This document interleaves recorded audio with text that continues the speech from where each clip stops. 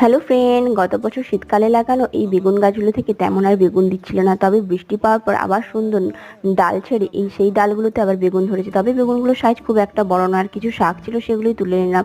আর এই যে দেখুন, এইদিকে বৃষ্টি হওয়ার পরে গাছের চেহারাগুলো সত্যি বদলে যায়। বৃষ্টির জল এবং সাধারণ জলের মধ্যে কিন্তু অনেকটাই পার্থক্য। বৃষ্টির জলে এত পরিমাণ নাইট্রোজেন থাকে, যেটা বাইরে থেকে সেই নাইট্রোজেনের চাহিদাটা পূরণ করা যায় না।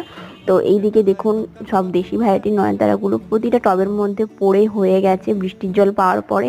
তো এটা যদি আপনি হাইব্রিড ভ্যারাইটির নয়নতারা করতে চাইতেন তবে অনেক পরিচর্যা করতে লাগতো। দেশি ভ্যারাইটির নয়নতারাতে এত পরিচর্যা করতে লাগে না, তবে আমি সমস্ত গাছেই কিছু না কিছু পরিচর্যা করি। তবে আমার কাছে টব না থাকার দরুন এগুলোকে সেপারেট ভাবে আমি লাগাতে পারছি না। আর এই যে দেখুন, 2 মাস আগে নিয়ে আসা থুনবাড়িয়া গাছটাকে আমি বসিয়ে দিয়েছিলাম। বৃষ্টি পাওয়ার পরে এর চেহারা কিন্তু সত্যি বদলে গেছে। এর ভিডিওটা আমার সেপারেট ভাবে করা হয়নি, তবে আমি পরিচর্যাটা অবশ্যই বলে দেবো ফুল আসার পরে আছে। তবে